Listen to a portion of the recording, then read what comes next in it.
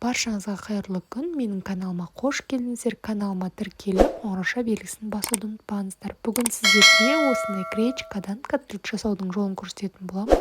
Бұл котлет диетский тағамға да жасады, себебі өте жеңіл тағамдардың бірі. Асқазандарыңызға өте жеңіл, әрі дәмді, міндетті түрде отбасыларыңызға жасап көріңіздер. Өте жеңіл тағамдардың бірі. Осылай гречкамызды суға салып, жақсылап жуып, бұл суға бұқтырып аламыз газымызға. Міндетті түрде ұмытпаңыздар.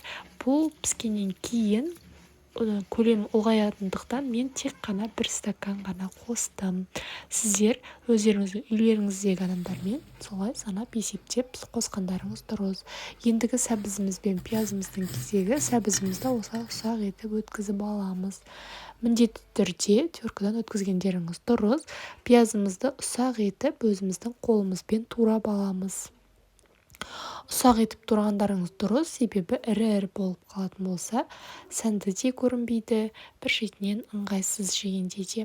Осы барлығын турағаннан кейін табамызға майымызды құйып, пиязымызды салып, жақсылап қуырып аламыз. Осы қуырып жатқан кезде ешқандай да бұрыш, тұз салудың керегі жоқ.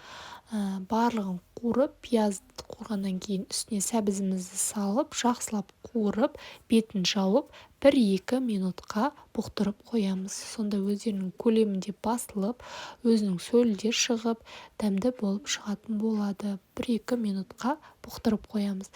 Мінекей дәл осындай болып бұқтырылатын болады. Осыны бөлек ыдысқа салып аламыз. Осымызды қуырып болғанша біздің гречкамыз бұқтырылып дайын тұрды.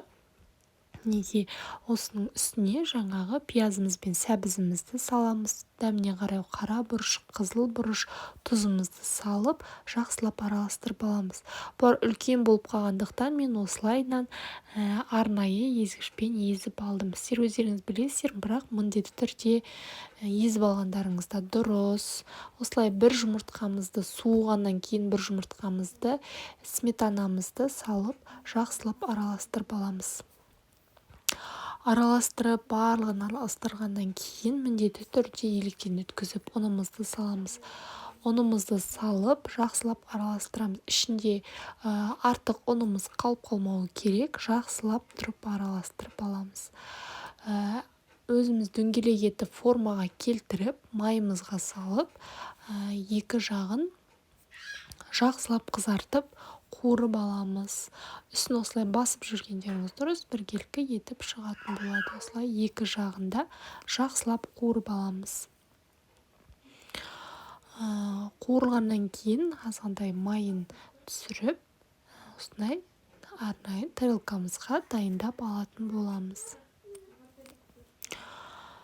Өте дәмді болып шығады. Сіздер де міндетті түрде жасап көріңіздер. Мінекей мен осылай гарнирге осындай күрішпен соус жасадым. Сіздер де міндетті түрде жасап көріңіздер. Каналыма тіркелмеген болсаңыздар, тіркеліп, қоңырауша белгісін басуды ұмытпаңыздар.